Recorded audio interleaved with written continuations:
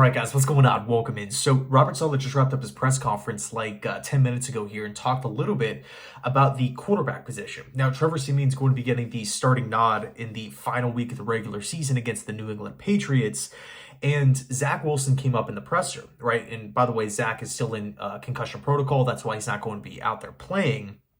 But it's a totally fair question, for fans to ask, have we seen the last of Zach? Right? Have we seen the last of Zach Wilson in a Jet uniform? And on one hand, it sucks to say it because this was not the mindset that I'm sure the organization had when they drafted him second overall just a couple of years ago. But here we are, right? This is just the reality. Now, Saleh was asked about it in the press conference and, talked Zach up, saying that he was going to have a long career and whatnot. But when asked if it was going to be with the Jets, Saleh's response was, "We'll see." Right now, to me, that doesn't really sound super confident.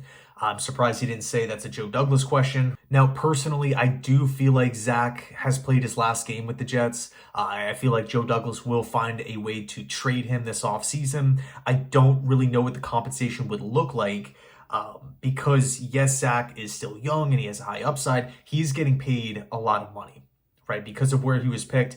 That could be a potential deterrent, for suitors out there. You can't just, it's not like you could just bring Zach in and, hardly even look at the cap number, right? It's just like, whoa, he's getting paid quite a lot here. So we have to have some space available to him as well as a quarterback need / backup quarterback need, right? If a staff feels confident that they can develop his skills.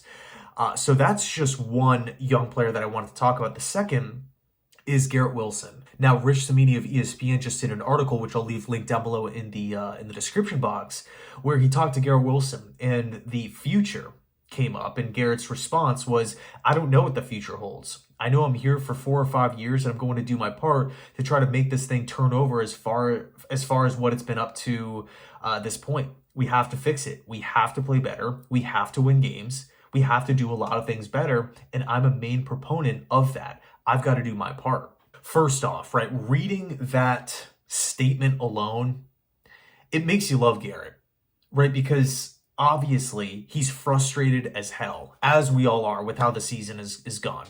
How this team has been handled, the leadership, the losses, everything. You can tell, and it's not just this, right? You can tell in Garrett's post-game press conferences, right, where the post-game interviews, this dude wants to win. This dude is he's used to winning at Ohio State.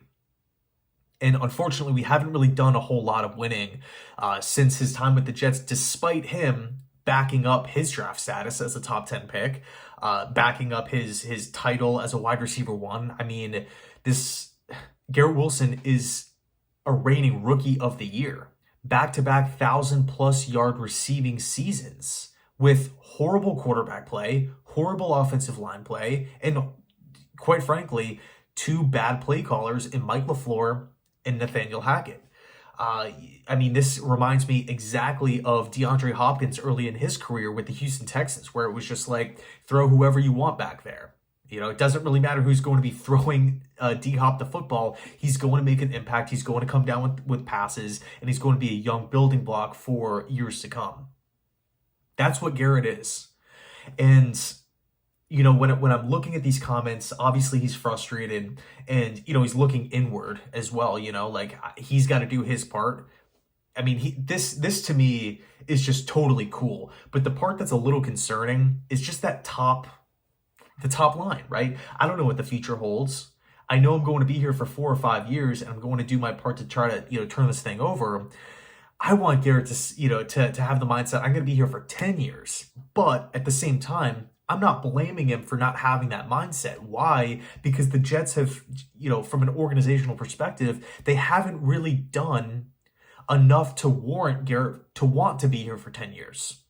I can't even believe we're talking about this, right? Potentially having our young core, the young core of the New York Jets, moving on after their rookie deal. I mean, are you kidding me? That cannot happen. That can absolutely, I'll go ballistic if that happens, right? So I think Garrett's almost sending a message here to the Jets, like, wake up, turn this thing around. Yeah, I'm doing my part. I'm going to continue to do my part. I'm going to continue to be a professional. But at the same time, we got to get some things figured out. We have to coach better. We have to game plan better. We have to call a better game. We have to get protection up front. We have to be able to run the football. Please, can we get some stable quarterback play for once? For once, Rodgers is coming back. Great, that is freaking awesome.